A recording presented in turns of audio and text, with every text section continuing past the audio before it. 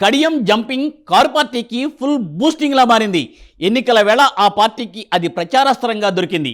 ప్రచారంలో స్పీడు పెంచిన గులాబీ నేతలు కడియం భుజాలపై తుపాకీ పెట్టి కాంగ్రెస్ పార్టీని తూర్పారబడుతున్నారు.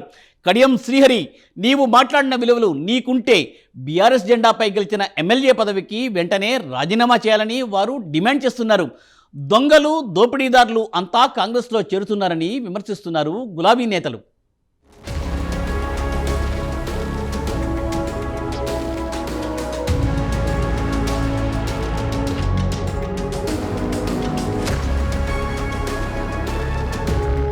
పార్లమెంట్ ఎన్నికల వేళ బీఆర్ఎస్ పార్టీకి కడియం శ్రీహరి రూపంలో ప్రధాన అస్త్రం దొరికిందని రాజకీయ వర్గాల్లో చర్చ జరుగుతోంది. ప్రతి సమావేశంలోనూ కడియం శ్రీహరిని టార్గెట్ చేస్తూ బీఆర్ఎస్ నేతలు నిప్పులు చెరుగుతున్నారు. కడియం శ్రీహరి మాట్లాడిన నీతి వాక్యాలు, విలువలు ఎక్కడికి పోయాయని, కూతురి కోసం విలువలు తాకట్టు పెట్టావా అని ఓ రేంజ్లో కడియం శ్రీహరిని టార్గెట్ చేస్తున్నారు.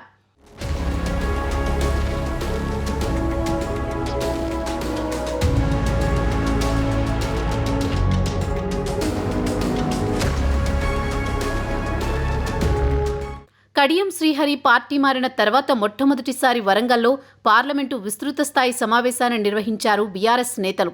ఈ సమావేశానికి మాజీ మంత్రులు హరీష్ రావు, ఎర్రబెల్లి దయాకర్ రావులతో సహా ముఖ్య నేతలు హాజరయ్యారు. మాజీ మంత్రులతో పాటు బీఆర్ఎస్ నేతలంతా కడియం శ్రీహరిపై తీవ్ర విమర్శలు చేశారు.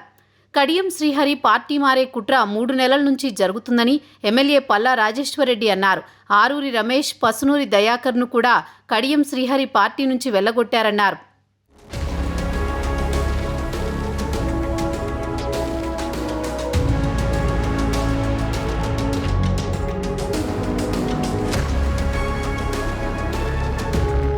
ఎన్టీఆర్, చంద్రబాబు, కేసీఆర్కు కడియం శ్రీహరి వెన్నుపోటు పొడిచి నీచపు రాజకీయాలు చేశారన్నారు. కావ్య మా నాన్న బ్రాండ్ అంటుంది, కానీ వెన్నుపోటు పొడవడంలో కడియం శ్రీహరి బ్రాండ్ అని ఎద్దేవా చేశారు. సిగ్గు, శరం, నీతి, నిజాయితీ ఉంటే ఎమ్మెల్యే పదవికి రాజీనామా చేయాలని పల్లా రాజేశ్వరరెడ్డి, పోచంపల్లి శ్రీనివాసరెడ్డి డిమాండ్ చేశారు. కూతురు సీటు కోసం బీఆర్ఎస్లోని దళిత నేతలను, ఉద్యమకారులను బయటకు వెళ్లగొట్టారని ఫైర్ అయ్యారు. నీతులు మాట్లాడుతున్నారు ఆయన గాని, ఆయన కూతురు గాని. ఇవాళ ఈ యొక్క కుట్ర అనేది ఇవాళ మొదలు కాలే.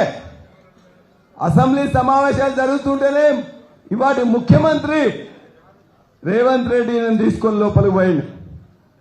మీ అందరం పోయిన తర్వాత అంటున్నట్టు, అన్నా శ్రీహరి అన్నా నువ్వు వచ్చేయన్నా, నేను కావేకు సీట్ ఇస్తా అని చెప్పేసి అన్నామని మేము అడగలే. మేము లాబీలోకి వచ్చి భోజనం చేస్తుంటే సిగ్గు లేకుండా అవి చెప్తా ఉన్నాడు. ఈయన ఇట్లా అడిగిండు, నేను బోనని చెప్పినా నువ్వు శ్రీహరి అన్న నువ్వు ఆలోచించమని చెప్పి 3 నెలల కిందనే ఈ కుట్రకు బీజం పడ్డది.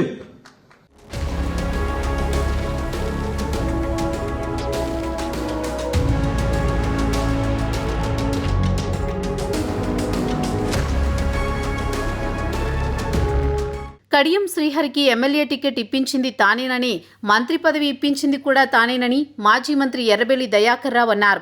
రానున్న పార్లమెంట్ ఎన్నికల్లో ఆయన బిడ్డను ఓడగొట్టడంలో ముందుండేది తానేనని చెప్పారు.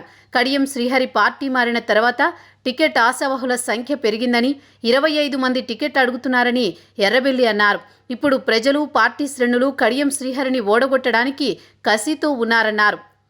వరంగల్ పార్లమెంటు నియోజకవర్గాల కార్యకర్తలందరికీ రిక్వెస్ట్ చేస్తున్నా, పోయినోడు పోనీయండి, మీరు గట్టిగా ఉండాలి.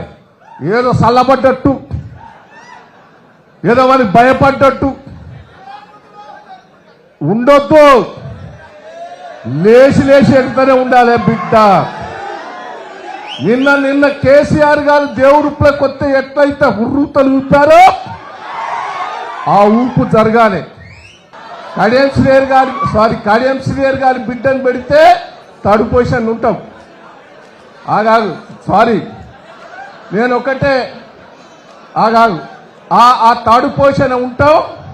మీరు పెట్టొద్దని రిక్వెస్ట్ చేసిన ఆమె కాంగ్రెస్ పార్టీ టికెట్ తెచ్చుకోవడమే కార్యకర్తల్లో ఊపు వచ్చిందని కూడా ఈ సందర్భంగా మీకు తెలియజేస్తున్నా. కార్యకర్తల్లో ఊపు వచ్చింది.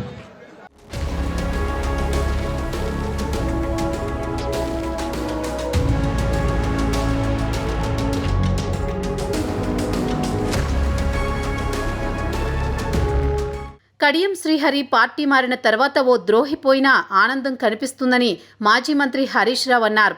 కడియం శ్రీహరికి కల్పించిన అవకాశాలు బీఆర్ఎస్ పార్టీలో ఎవరికీ కల్పించలేదని, నైతిక విలువలు ఉంటే వెంటనే ఎమ్మెల్యే పదవికి రాజీనామా చేయాలని డిమాండ్ చేశారు. ఈ వయసులో కడియం శ్రీహరి పార్టీ మారడానికి సిగ్గులేదా? రేవంత్ రెడ్డి దొంగ అని విమర్శలు చేసిన కడియం ఇప్పుడు ఆయనతోనే కండువా కప్పించుకున్నారని ఎద్దేవా చేశారు. కాంగ్రెస్ 100 రోజుల పాలనకు ఈ పార్లమెంట్ ఎన్నికలు రెఫరెండం అన్నారు. అటున్న సూర్యుడు ఇటు పొడిచినా మళ్లీ రాష్ట్రంలో అధికారంలోకి వచ్చేది బీఆర్ఎస్ పార్టీయేనని, ఈ దొంగలు ద్రోహులను మాత్రం మళ్లీ పార్టీలోకి చేర్చుకునేది లేదని స్పష్టం చేశారు. ఎందుకంటే నీకు అన్ని అవకాశాలు ఇవాళ ఈ పార్టీ కల్పించి మిమ్మల్ని గౌరవించింది ఈ పార్టీ. నువ్వే మాట్లాడినావు చాలా సందర్భాల్లో, నేను పార్టీ మారేదే లేదు, నేను ఈ పార్టీలోనే ఉంటా అని ఎన్నిసార్లు ఇవాళ శ్రీహరి గారు చెప్పిండ్రు.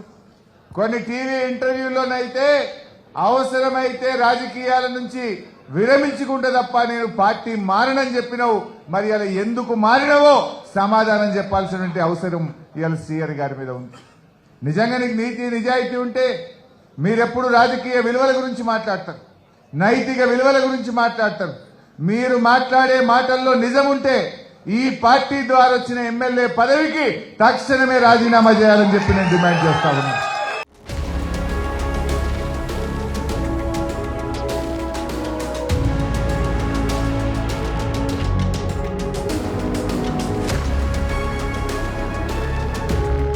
కడియం శ్రీహరి పార్టీ మార్పుతోనే బీఆర్ఎస్ పార్టీలో కేడర్లో కసి మరింత ఉత్సాహం పెరిగిందని చర్చ జరుగుతోంది. బీఆర్ఎస్ నేతలు ఛాన్స్ దొరికితే చాలు కడియం శ్రీహరిని టార్గెట్ చేస్తూ రాజకీయాలు వేడెక్కిస్తున్నారు.